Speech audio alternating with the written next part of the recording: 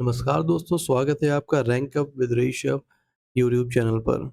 आज का जो हमारा टॉपिक है वो है मिरर या फिर लेंस से जुड़ा हुआ। तो हमारा टॉपिक में आज हम लोग देखेंगे कि कैसे हम लोग कॉनकेव लेंस या कॉन्वेक्स लेंस या फिर मिरर को यूज़ करते हैं अलग-अलग जगह पर। उनके क्या फीचर्स हैं और क्या-क्या चीज़ें हमको पता होनी चाहिए एग्ज़ाम पॉइंट ऑफ व्यू से। चलिए शुरू करते हैं। तो पहले मिरर्स पर आते हैं। तो मिरर्स वही 2 हैं, convex and concave. Convex mirror की जब बात करेंगे तो ये कुछ इस प्रकार से इसकी फीचर्स हैं, जैसे ये डाइवर्जिंग है, यानी डाइवर्ज करेगा, फैलाएगा। इमेज जो है वर्चुअल बनेगी, इरेक्ट बनेगी, डिमिनिश्ड बनेगी और वाइडर फील्ड व्यू मिलेगा इसमें। आसान भाषा में समझाने के लिए मैंने एक एग्जांपल आपके लिए लेके रखा है। एक पिक्चर के थ्रू मैं बता दूंगा कि कैसे आप उसको बहुत आसानी से समझ सकते हैं। कॉन्वेक्स मिरर में वाइडर व्यू होगा, तभी हो पाएगा जब जो इमेज है वो डिमिनिश्ड बनेगी, छोटी बनेगी, तभी ज़्यादा ऑब्जेक्ट वहाँ पे आ पाएँगे और इसके कारण ये वर्चुअल इमेज हो जाएगी और सीधी इरेक्ट ही रहती है। इसका फ़ायदा क्या है? इसको हम लोग रियर व्यू या फिर साइड मिरर्स में यूज़ करते हैं, तो हमें एक ब्रॉडर पिक्चर दिखती है जब भी हम गाड़ी चलाते हैं। कार का अगर रियर व्यू मिरर या फिर साइड मिरर आप देखेंगे तो आपको ये चीज़ अच्छे से समझ में आएगी। साथ ही अगर सिक्योरिटी मिरर्स की बात करें, एटीएम्स की बात करें, इसमें भी वाइडर व्यू होता है, ज़्यादा ऑब्जेक्ट, ज़्यादा एरिया कवर किया जाता है, इसलिए यहाँ पे कॉन्वेक्स मिरर का इस्तेमाल होता है। बात कर लेते हैं कॉनकेव मिरर की, तो इसमें कन्वर्जिंग होता है, यानी अ, ये एक दिशा में सबको लेके आएगा, ठीक है? तो इससे इमेज जो है रियल बनती है, इन्वर्टेड बनती है। मैग्नीफाइड वर्चुअल इरेक्ट, क्लोज़ जब जाएँगे, इसी के जब आप क्लोज़ जाते हैं तो ये इमेज चेंज हो जाती है। ये भी याद रखने वाली बात है।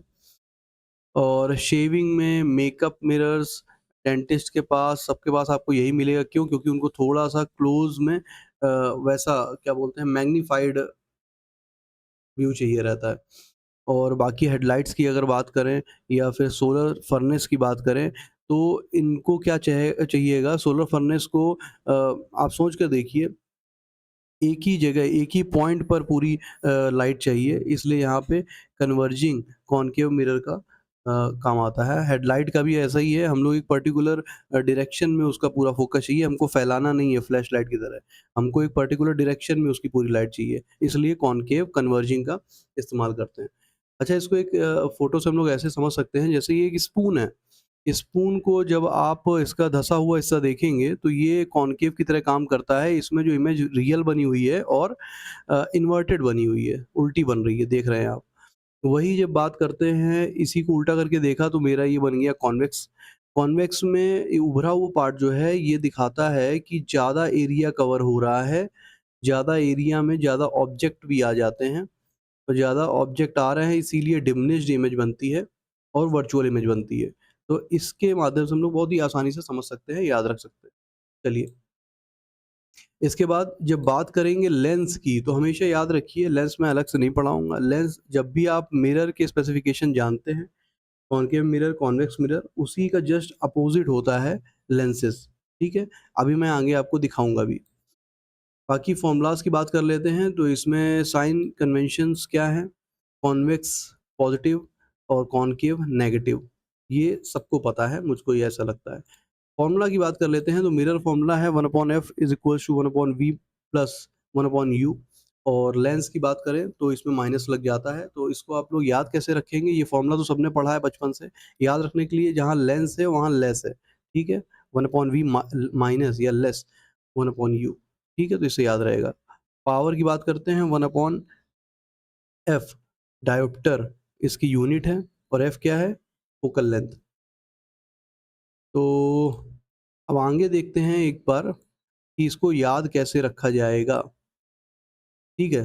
तो इसके लिए ये है कि इमेज अगर रियल या इन्वर्टेड बन रही है तो हम लोग अपने आप चले जाएँगे कॉनकेव मिरर के पास। अगर वर्चुअल बन रही है, इरेक्ट बन रही है तो चले जाएँगे कॉन्वेक्स के पास। मायोपिया में क्या कॉनकेव लेंस का इस्तेमाल होता है। हाइपरोपिया में क्या होता है, कॉन्वेक्स लेंस का इस्तेमाल होता है। तो ये याद रखने के लिए भी, जैसे मायोपिया है, निकट दृष्टिदोष हिंदी में बोलते हैं। तो निकट का मतलब हम लोगों ने ऐसे याद रखा है ई, अल्फ़ाबेट में एक्स से पहले आता है, तो इसलिए ई निकट दृष्टिदोष को में यूज़ करते हैं कॉनकेव, और एक्स दूर आता है तो इसको दूरदर्शी दोष हाइपरोपिया में यूज़ करते हैं। याद रखने के तरीके हैं, बाकी आप जैसे चाहें वैसे याद रख सकते हैं। हमेशा ऑलवेज़ डिमिनिश्ड इमेज कहाँ बनेगी? ये बनेगी कॉन्वेक्स मिरर में, और इसी का चूँकि मैंने बताया लेंस हमेशा मिरर का उल्टा होता है, तो कॉनकेव लेंस में, ठीक है? तो फीचर भी उल्टे हो जाएँगे और हम लोग ये सिमिलर ही वो करते हैं। तो हम लोगों ने मिरर या फिर लेंस से संबंधित सारे फैक्ट देख लिए हैं। आप इसको अच्छे से रिवाइज़ करके जाएँगे तो एग्ज़ाम में अगर मिरर या लेंस से कोई भी क्वेश्चन आता है, आप उसको कर पाएँगे। और बाकी टॉपिक कठिन नहीं है, हाँ, लेकिन एक क्लैरिटी माँगता है। अगर आपके क्लियर रहेंगे थॉट्स, क्लैरिटी रहेगी टॉपिक को लेकर, तो आप आसानी से क्वेश्चन कर पाएँगे और ऑप्शंस को एलिमिनेट कर पाएँगे। बाकी ये वीडियो आपको कैसा लगा, आप कमेंट सेक्शन में बताइएगा, और इसके अलावा आगे भी वीडियो आते रहेंगे। आप लोग जुड़े रहिए चैनल के साथ, और मिलते हैं अगले वीडियो में। तब तक के लिए धन्यवाद।